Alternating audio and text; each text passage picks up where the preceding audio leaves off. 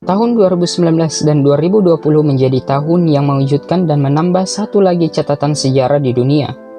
Ya, sebuah virus secara tiba-tiba memengaruhi berbagai aspek kehidupan hampir di seluruh belahan dunia. Kita semua saat ini pasti tidak asing lagi mengenai coronavirus, sebuah virus yang telah melanda Tiongkok dan dunia hanya dengan waktu 1 bulan saja.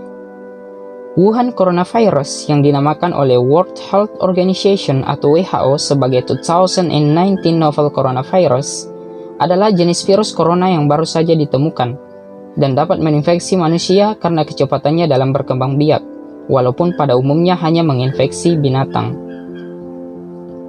Terdapat 7 jenis virus corona yang dapat menginfeksi manusia. 2 virus diantaranya adalah virus yang kita semua kenal beberapa tahun yang lalu, yaitu SARS coronavirus dan MERS coronavirus, termasuk novel coronavirus yang baru ditemukan.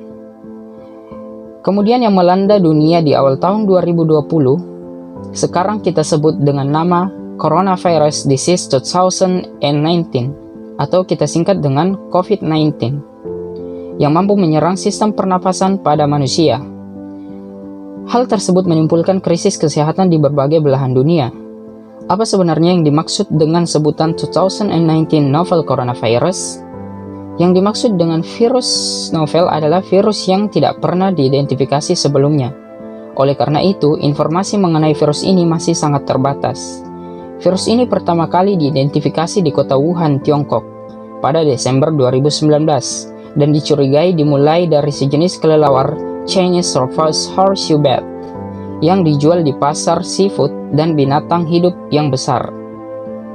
Selain dapat berpindah dari binatang ke manusia, dapat juga ditularkan dari manusia ke manusia seperti di Cina dan banyak negara lainnya. Di Indonesia, wabah COVID-19 telah melanda hampir seluruh wilayah penjuru tanah air. Gejala biasanya muncul 2 hari sampai dengan 2 minggu dari paparan, dan orang yang terpapar dapat menyebarkan virus ini walaupun belum timbul gejala.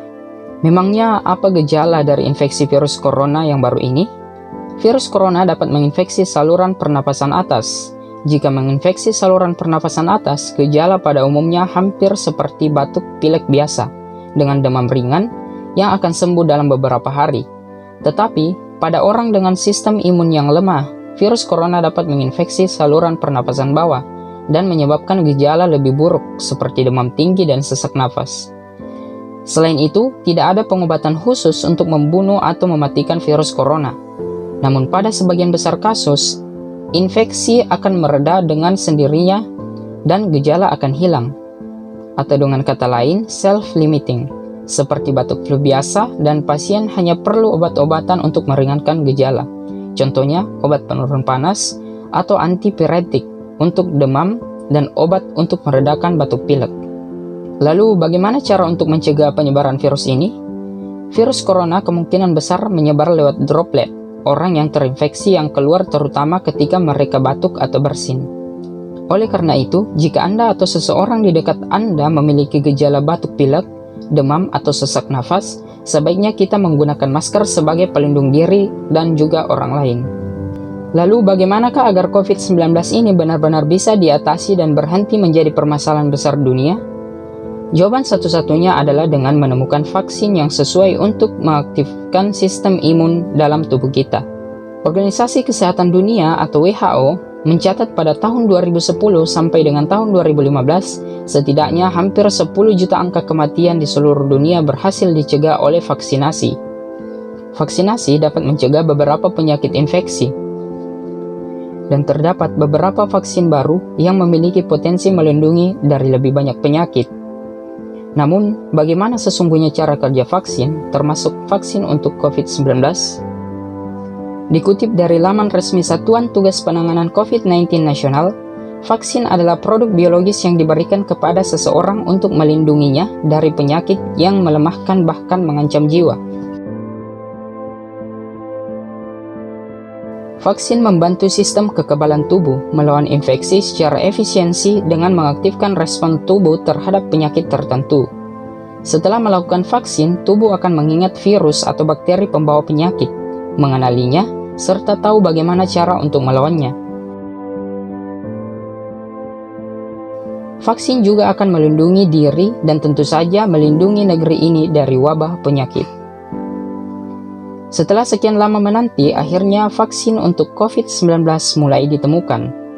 Saat ini ada beberapa vaksin yang telah digunakan oleh beberapa negara, seperti dari vaksin Pfizer-BioNTech, Moderna, AstraZeneca Oxford, Sputnik V, dan tentunya yang akan kita bahas yang juga merupakan vaksin yang pertama masuk ke Indonesia, Sinovac.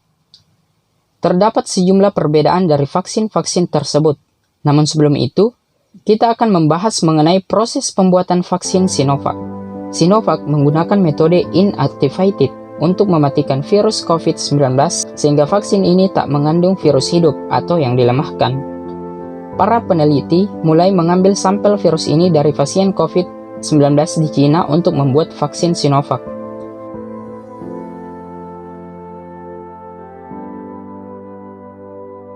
Vaksin ini bekerja untuk menguatkan sistem kekebalan tubuh sehingga antibodi dapat melawan virus COVID-19. Setelah melalui proses inaktivasi, virus corona dalam vaksin Sinovac akan mati dan tidak bereplikasi. Peneliti menaruh virus mati ini dengan sejumlah senyawa berbasis aluminium yang disebut adjuvan. Adjuvan akan merangsang sistem kekebalan tubuh untuk meningkatkan respon terhadap vaksin.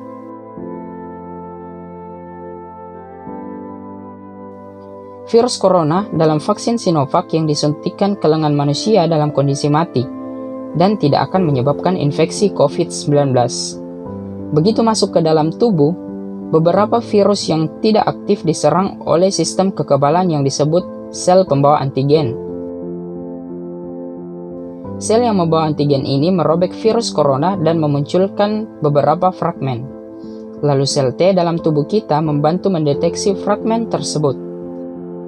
Apabila cocok dengan salah satu protein pada sel T menjadi aktif dan menjadikan sel kekebalan lain untuk merespon vaksin. Sel B sebagai sel kekebalan lain mempunyai protein yang dapat menempel pada virus corona. Sel T membantu mencocokkan fragmen dengan sel B. Jika cocok, sel B akan berkembang biak dan menghasilkan antibodi untuk kekebalan tubuh. Setelah divaksinasi, sistem kekebalan tubuh ini dapat merespon infeksi virus corona yang hidup di dalam tubuh kita. Lalu, apakah perbedaannya dengan beberapa vaksin yang telah disebutkan tadi? Perbedaan terbesar diantaranya adalah perbedaan berdasarkan cara kerjanya. Maka untuk video ini, perbedaan itulah yang akan kita bahas. Pada dasarnya, bisa dikatakan bahwa cara kerja semua vaksin itu relatif sama, yaitu untuk memberi sistem imun kita strategi perlawanan virus tanpa harus melawan virusnya secara langsung. Meskipun demikian, cara penyampaian strategi perlawanan tersebut berbeda-beda untuk setiap vaksin. Kita mulai dari vaksin AstraZeneca dan Sputnik V yang menggunakan metode viral vector. Berbeda dengan metode virus non-aktif, metode ini menggunakan virus yang masih hidup namun relatif lemah seperti adenovirus yang menyebabkan pilek. Virus lemah tersebut kemudian digunakan sebagai tumpangan bagi materi genetik COVID-19 yang akan digunakan oleh sistem imun untuk menciptakan kekebalan tanpa harus mengekspos tubuh kita terhadap bahaya dari virus corona yang asli. Dan selanjutnya, metode yang paling banyak digunakan dan yang paling mutakhir di antara vaksin-vaksin yang ada, yaitu vaksin mRNA yang digunakan oleh Pfizer dan Moderna. Cara kerja vaksin ini lumayan keren.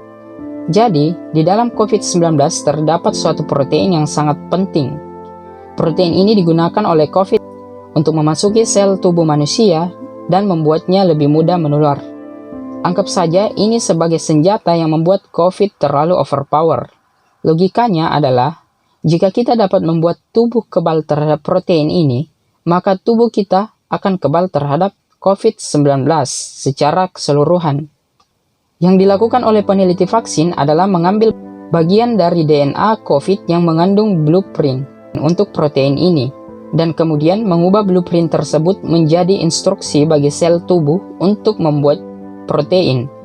Instruksi ini dikenal sebagai mRNA, dan mRNA inilah vaksinnya. Lalu mengapa kita ingin sel tubuh membuat protein ini? Bukannya itu berbahaya? Tidak sama sekali. mRNA ini aman karena hanya mengandung instruksi untuk membuat protein itu saja dan tidak mengandung virus corona sepenuhnya. Jadi bisa dianggap seperti senjata tanpa tuan. Setelah mRNA masuk ke dalam tubuh, sel tubuh akan mulai membuat protein ini yang kemudian akan ditanggapi oleh sistem imun. Setelah sistem imun berhasil menghancurkan protein ini, ia akan tetap ingat cara melawannya sehingga membuat tubuh kebal terhadap COVID-19. Pada akhirnya, video ini bukan untuk membujuk Anda memilih salah satu vaksin, karena bagi kebanyakan orang, vaksin mana yang kita dapatkan sudah di luar kendali kita. Yang perlu kita ketahui adalah vaksin yang kini disiapkan untuk penggunaan massal telah melalui tahapan pengujian intensif untuk menjaga keamanan dan keefektifannya. Dan fakta bahwa kita sudah bisa mendapatkan sekian banyak vaksin dalam waktu tercepat dalam sejarah manusia sudah merupakan sisi terang dalam tahun yang sangat kelam. Tentunya semua ini dapat terjadi dengan keikutsertaan beribu-ribu tenaga medis, saintis, serta peneliti yang bekerja non-stop semenjak pandemi dimulai. Untuk mengatasi keraguan berbagai kalangan, Presiden Joko Widodo menjadi orang pertama yang menerima vaksin di negeri ini. Setelah itu, petinggi-petinggi instansi seperti Panglima TNI dan juga Kapolri ikut divaksin dalam vaksinasi pertama di Istana Negara. Selain itu, terdapat pula perwakilan dari tokoh-tokoh publik dari berbagai kalangan. Sekian penjelasan saya mengenai mekanisme pembuatan dan kerja vaksin. Terima kasih.